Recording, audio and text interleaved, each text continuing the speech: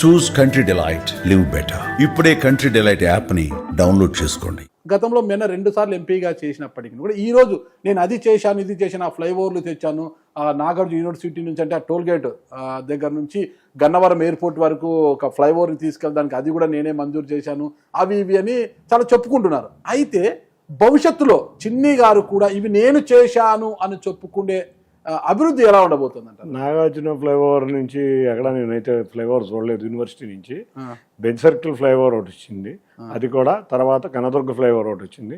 ఈ రెండు కూడా చంద్రబాబు నాయుడు గారు 2014 నుంచి 19 వరకు వచ్చిన పథకాలే. 19 నుంచి 24 వరకు జగన్ రెడ్డి గవర్నమెంట్లో ఏమీ రాలేదు, ఈయన కూడా ఏం తేలేకపోయాడు. ఒక్కటి గుర్తుంచుకోండి, నేను పార్లమెంటు సభ్యుడిగా గెలిచే ముందు ఒక డిబేట్కి ఆయన ఒక ప్రెస్ మీట్లో చెప్తే నేను ఒకటే చెప్పా, నీ ఇంటికాడి నుంచి బెంజ్ సర్కిల్కి వచ్చేటప్పటికి దాదాపు గంటన్నర పడుతుంది, ఎందుకు ట్రాఫిక్ అంత బాగుంది, నువ్వు 10 సంవత్సరాలు చేంజ్ చేసావని.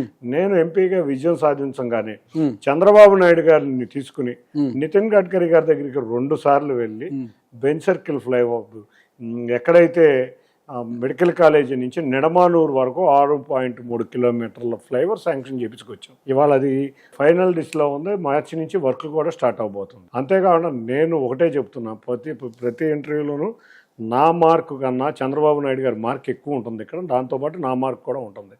ముందుగా విజయవాడ నగరంలో ఉన్న సామాన్య ప్రజానీకం చాలామంది ఉన్నారు. ఇవాళ చాలామందికి ఉద్యోగాలు లేవు, పరిశ్రమలు లేవు.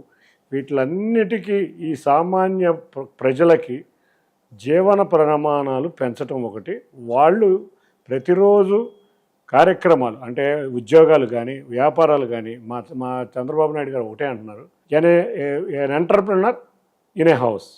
అంటే ఒక్కొక్క ఇంట్లో ఒక ఎంటర్ప్రినర్ రావాలి. ఇది ఏ విధంగా రావచ్చు అంటే కేంద్ర ప్రభుత్వ సహకారంతో రావచ్చు. ఎందుకంటే వాళ్ళ కేంద్ర ప్రభుత్వంలో ఎంఎస్ఎంఈ స్కీమ్ ఉంది. ప్రతి ఒక్క ఔత్సాహిక పారిశ్రామికవేత్తకి ఎటువంటి సెక్యూరిటీ లేని లోన్స్ ఉన్నాయి. ఇట్లా రకరకాలుగా స్టేట్ గవర్నమెంట్ 6 పాలసీలు ప్రవేశపెట్టింది. అట్లా మేమందరం కూడా ఎన్ ఎంటర్ప్రినర్ ఇన్ హౌస్ అనే నినాదాన్ని ముందుకు తీసుకెళ్ళి ఇక్కడ విజయవాడ నగరంలో వరద ప్రాంతంలో చూసాం. మేము ఎంతోమంది చిన్న చిన్న వ్యాపారస్తులు ఇబ్బంది పడ్డారు. వాళ్ళందరూ ఇబ్బంది లేకుండా మళ్ళీ వ్యాపారాలు చేసుకోవాలి, మంచిగా ఉద్యోగాలు రావాలి. అందులో 20 లక్షల ఉద్యోగాలు మేము ఇస్తామని చెప్పాము వచ్చే 5 సంవత్సరాల్లో. ఆ 20 లక్షల ఉద్యోగాల్లో మేము లెక్కేసుకుంటే 175 నియోజకవర్గాల్లో మేము లెక్కేసుకుంటే మాకు 89,000 విజయవాడ పార్లమెంట్లో 89,000 ఉద్యోగాలు. కానీ మా టార్గెట్ 1,50,000 ఉద్యోగాలు ఇద్దాం. ఈ 5 సంవత్సరాల్లో విజయవాడలో 1,50,000 ఉద్యోగాలు రికార్డ్ అవుతుంది కదా. విజయవాడ పార్లమెంట్లో రికార్డ్ అవుతుంది. మళ్ళీ విజయవాడలో 1,50,000 ఉద్యోగాలు పార్లమెంట్లో, మీ పార్లమెంట్ పరిధిలోనే ఉద్యోగాలు కానీ నియోజకవర్గాల పరిధిలో ఉద్యోగాలు కానీ ఎంటర్ప్రెనర్ కానీ 1,50,000 ఇవ్వటమే. మా 1,50,000 మందిని వ్యాపారవేత్తలు గాను ఉద్యోగస్తులు గాను 1,00,000 మందిని తీర్చిదిద్దడమే మా ప్రభుత్వం నా ముందు కర్తవ్యం. రికార్డ్ చేసుకోండి, ఇది రికార్డ్ చేసుకొని 5 ఏళ్లలో విజయవాడ పార్లమెంట్ ఎన్నికల సమయానికి నేను మళ్ళీ వస్తాం మీ దగ్గరికి, తప్పకుండా రండి. ఓకే. ఉద్యోగాలు కానీ ఎంటర్ప్రెనర్ గా కల్పించలేని పక్షంలో ఆ రోజుకి ఏం చేస్తారు? ఆ రోజు కల్పించలేని పక్షంలో ఆ రోజు ఏం చేస్తారు?